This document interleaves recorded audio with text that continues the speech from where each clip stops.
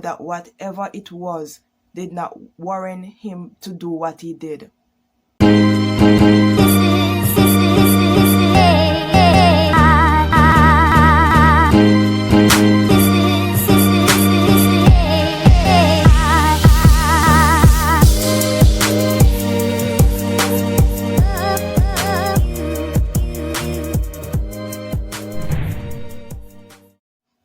Hi guys, good morning or good day, good night, whatever time of the day it is that you'll be watching this video.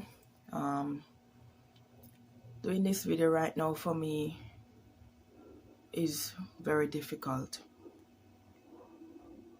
It is very difficult, doing this video right now, but I felt that I needed to, say something. And okay, a lot of things happen in Jamaica, right? Like, a lot of murders and a lot of, craziness is happening in Jamaica. And I try not to come on my channel and speak about it, because that's not really what my channel is about. I mean, not that I don't feel, what's happening, or feel it for the families and feel it for the victims and all of that, but that's just not what my channel is about. And so in my own way, I pray and I ask God, to intervene in Jamaica, because some crazy things are happening. Some crazy stuff has been happening in Jamaica. A lot of women being abducted and raped and murdered and all kind of stuff, and it's just sad. It is really, really just so sad. But this particular incident that happened where a father killed his own son, I don't know if you guys who are, who have subscribed, I know some of you guys who have subscribed to my channel have heard about it. I don't know if some of you might not, but the incident happened in Kingston, Jamaica, and videos are being circulated of the whole incident, so many of you probably have seen it by now. And why am I speaking about this particular incident? Because guys, it is personal.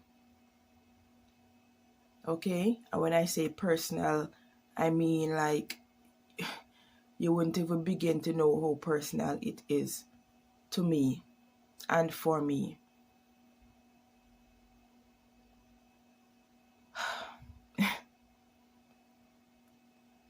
It is so hard to be doing right now, trust me.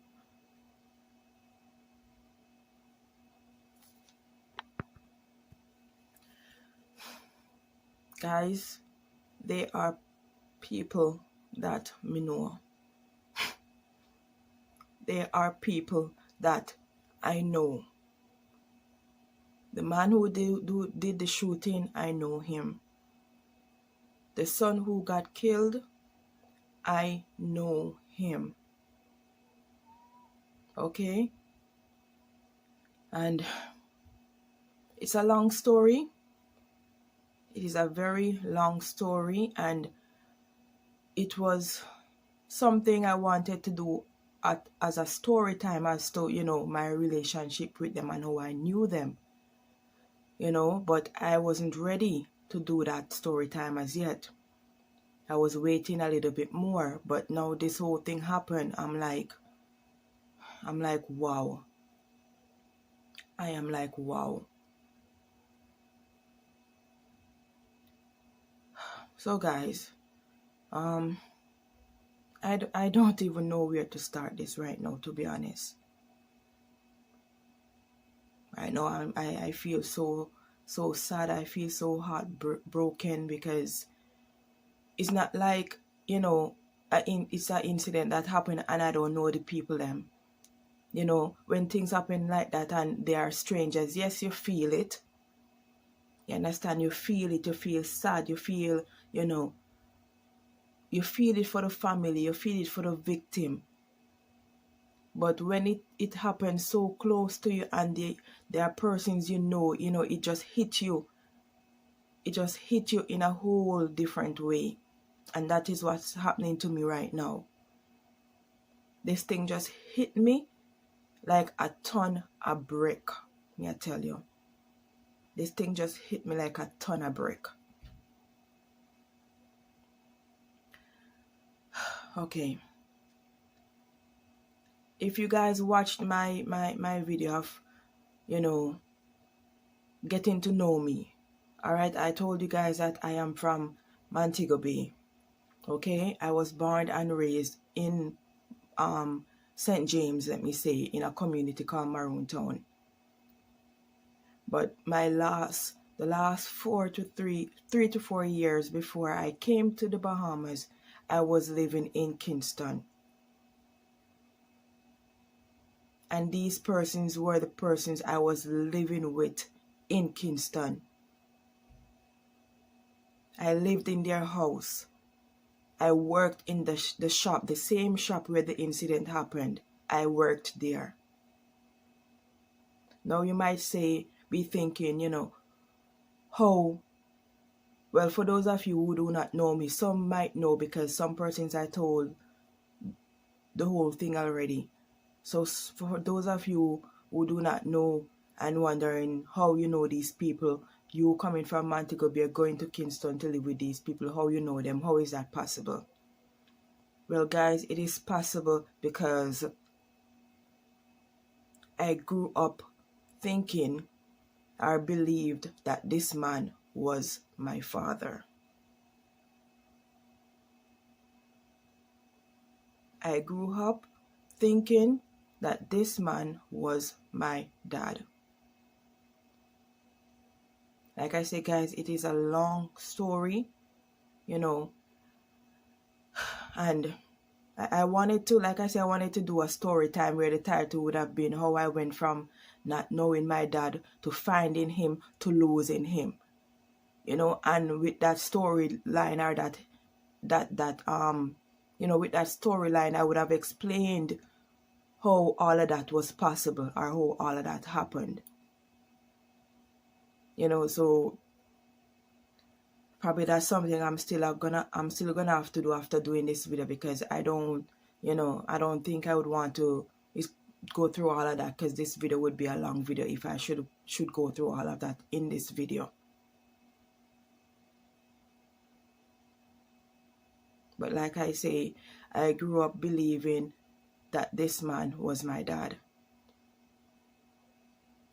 And let me just give you guys a backstory. My mom is from Montego Bay, from St. James. At a young age, she went to, I think she was in her teens, like 16, 17, she went to Kingston to work. Because, back in the days, it was rough.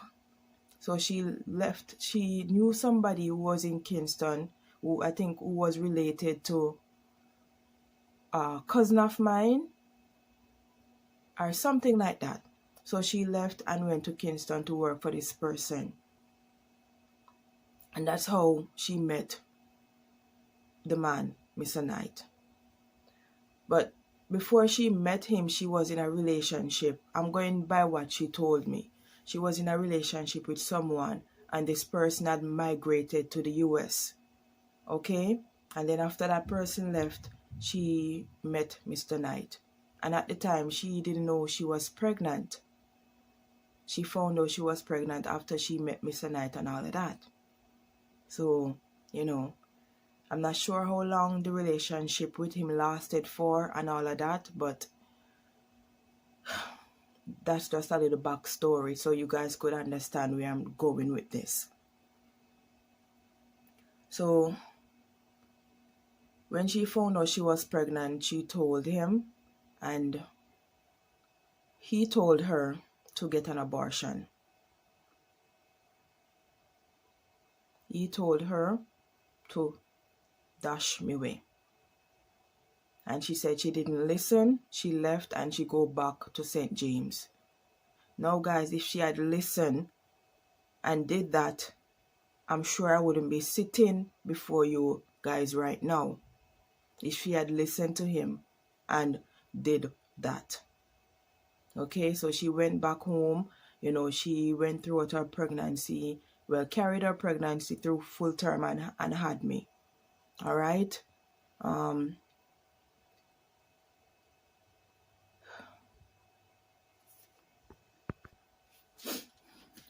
Now, as a child growing up, he was in my life. He come around and then, but let me say, for most part, he was absent from my life. Okay, for most part, he was absent from my life. So I basically grew up with my mom and my stepdad, because for the most part of my life growing up as a child, he was absent, and I didn't even know what this man looked like, because I think he came around once or twice when I was young. So I didn't even know what he looked like, and then when I was about 14, I was home one day, and my mom, I was inside the house, and my mom came out and said to me, Tashawn, well, a vehicle pulled up in the yard, and she came outside and saw who it was, and she came inside and saw me and said to me, Tashana, your father is outside. And I was like, what? My father is outside? So when I went outside, he came out of the vehicle, and my mom said to me, Tashana, this is your dad. I was shocked. I mean, okay. Like, guys, like I say, it's a long story, and there's so much I would have to go through so you guys could follow the story and whatever. But I was shocked, but wasn't so much surprised, because I looked him up in the phone book, and I saw his name by a number, and I asked my friend to call the number, and she did, and she spoke to one of his son, and I asked my friend to pretend that it was me, and I told her the story that my mom told me about him, and my friend explained all of that to the son, and I guess the son went to him and say, this person called and say that they're your daughter, and it's a long story, guys. It's a long story. So I guess he got the message from the son and came and looked for me, and that's how we started, like a daughter and father relationship. After I finished high school in Montego Bay, I went, well, before I had finished school, like holidays and stuff, I would go to Kingston to visit and to stay with him. And that's how comes I met the rest of brothers and so forth, and his wife and all of that. But when I finished school, I moved to Kingston to live with him, and everything was good. He seems to be an okay person, at the time. I didn't even know what to call him. I was scared to call him dad, because I wasn't used to him. So it took a while for me to even say dad or daddy or whatever. When we having a conversation, I probably just come out and say what I had to say without even acknowledging him as dad or whatever, because I wasn't used to him, because he wasn't a part of my life for most part growing up. So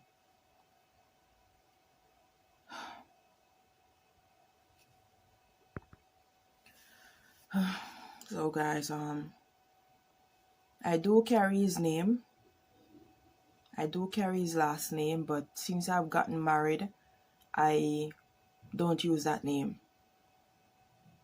And I'm gonna, you guys will find out later down in the story, why I don't use the last name anymore. So anyways, I was living there with them. I worked in the shop. I was going to school in Kingston because I went back to, to do some CXCs that I didn't pass when I was going to high school. So I was going to this school. Well, I'm not going to say the name of the school, but I was going to a school to complete or to do some more CXC subjects and all of that. So, like I say, I was living there. I was working in the shop, had a good relationship with my brothers, and this one in particular that got killed. That's why this just have me away, because if it was any one of them, I would feel it, I would feel it. But this one, knowing the type of person that this one is, it just have me messed up. Okay, guys, it just have me messed up because he is such a nice and easygoing person. And he did not deserve this. He's such a nice and easygoing, fun person to be around. You understand? And when I heard that it was him, I was like, oh my God, this can't be true. This cannot be true. It cannot be Ruel. Anybody who knows him, anybody who, been around him, have nothing but good to say about him, because that's just the type of person he is. Jovial, fun, loving, caring, and I'm like, wow, this is unbelievable. And when I saw the videos of what happened and how he was there on the floor, oh my God, it somebody sent me the video and I couldn't even watch it. I just started hollering same time. Because it is just so unbelievable. It is just so unbelievable, guys. It is just so unbelievable.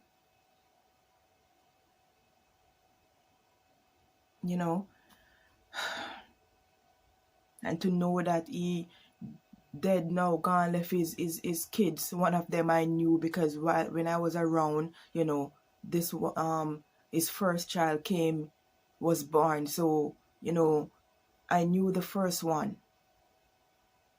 And not to mention how the mom is feeling. And when I tell you that woman is such a nice person, she is such a nice person, guys. You would never, I'm only speaking of my experience, okay? And my experience with them. I don't know of anybody else's experience, but to me, they were nice people. And to know that they did not know about me, and then for me to just come in their life, they could have treated me, like crap, but they didn't. They took me in and they accepted me as a part of the family. The brothers, the mother, who would have been my stepmom, we would go grocery shopping together. We would go into stores, and if something in the store that I like, she told me to get it, and she would get it for me. And when persons come into the shop and they see me in the shop, they would be like, who is this girl, Miss Knight? Is this your daughter? And she said, yes, it's my daughter. Yes, she is my daughter. She not give them no long story like say, no one of my daughter, whatever. They ask if this is your daughter, and they say, yes, it's my daughter. Some persons would say, Miss Knight, me never know say you have daughter. And she would say, yes, I have a daughter. That's how nice that lady was to me. So right now, I can just only imagine what she is going through. You understand? I can just only imagine what she is going through right now. And as a mom myself,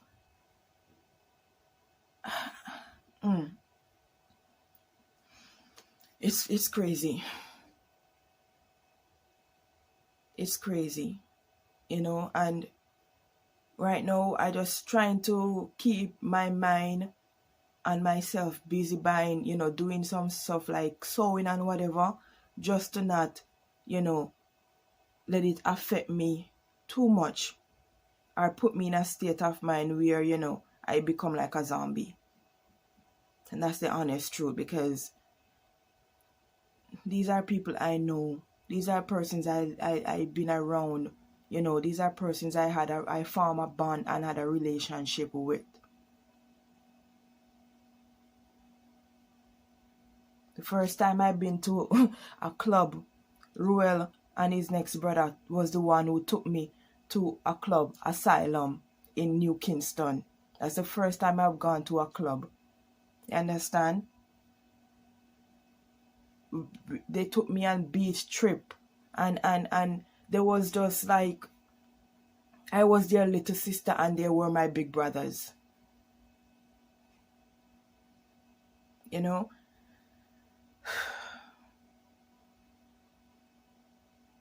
I was like, right now, y'all don't even know. Y'all don't even know. But let me get back into it, because it's been a long time, and to be honest, I haven't been in contact with them in a while, for some years now. And I'm gonna tell you why. That is because, it came out that I wasn't his child. Okay, it came out that DNA test was done, and it came out that I wasn't his child. And like I say, when I met him and went to live with him, everything was okay, everything was good. But things took a turn for the worse when I was dating someone he didn't approve of. When I started to see someone, or was speaking to this particular person that he didn't approve of, then things started turning for the worse. I really started seeing a next side to him. You understand? And I guess it got not I guess it got bad, to the point where he wanted to send me to the US, to an aunt I have in the US, just to get me away from this person. And it's not like this person was a bad person, or I don't know, but he just didn't want me being with this person. You understand? And how we end up doing the DNA test was because he said he was going to send me off to an aunt I have in the US. And because he wasn't like a part of my life consistently, US Embassy would have wanted to see proof that, he was really my dad. So we did the DNA test, and apparently he got back the results, and I didn't know until, and I like I say, I didn't know what the results were, because he didn't say anything right away. He didn't say anything right away. So I didn't even forget about it, because we had did it, and it's couple months or afterwards he told me what the results were. You understand? And he told me over the phone. When I went down to my mom to spend the Christmas holiday with them, and something happened. And like I say, he didn't want me seeing this guy, and he just come out and said to me that, over the phone, that he's not my dad. But apparently my mom had known the results too, but nobody said nothing to me, because when I asked my mom why she didn't tell me, she said that he said to her not to tell me. He was going to wait until I was like 21 or, something like that to say it to me. But knowing the type of person he is, everything got to go his way. So with me speaking to this person that he didn't approve of, because in his sight this person was nothing. So because I'm going against him and having this relationship with this person that he doesn't approve of, then he had to cut me loose because I'm going against him. And by the way, guys, this person is my husband. This person is my husband. So I've been with my husband from them time to now. I've been with my husband now over 16 years. We have been married, like I said in my Getting to Know Me video, for 13 going on 14 years now. Because the love was there. You understand?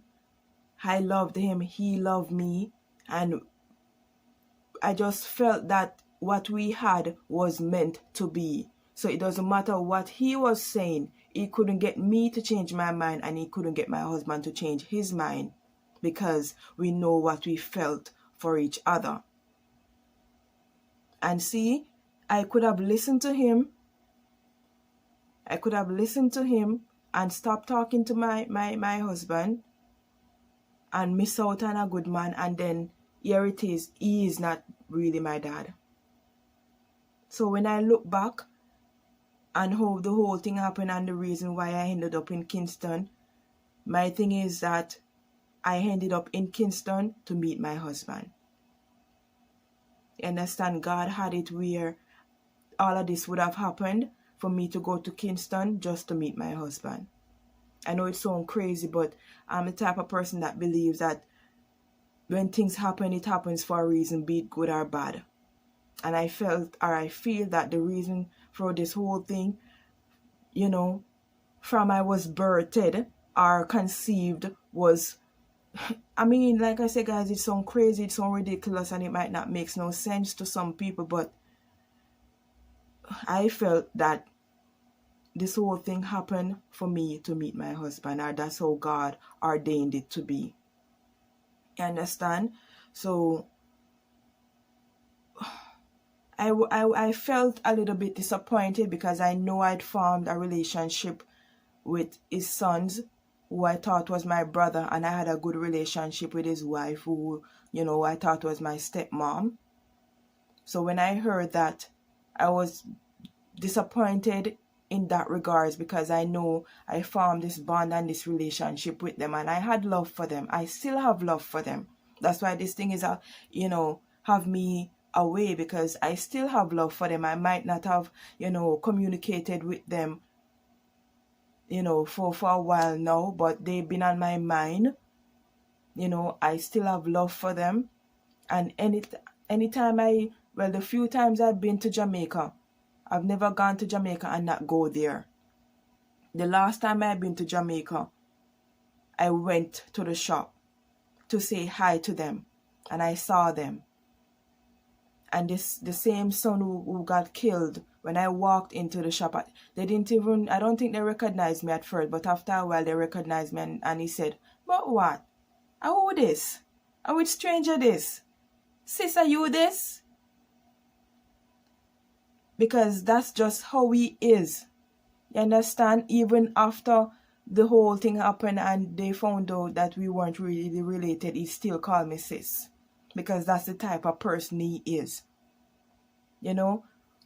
Calm, cool, collective. And right now, everybody who knows him, this thing just hitting them hard. Because he is just, like I say, such a nice person. He is such a nice person. You having a bad day, you go around him, it's like whatever was going on, you forget, because his spirit or his presence just make you feel, different. You understand? So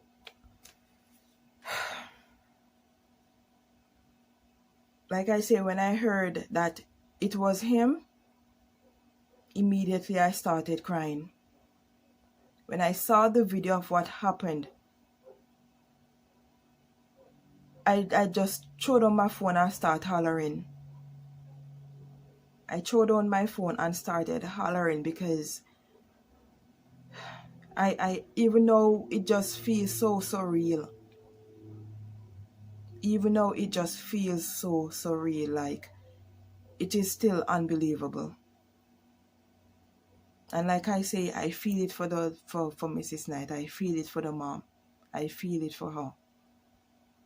I feel it for his kids. I feel it.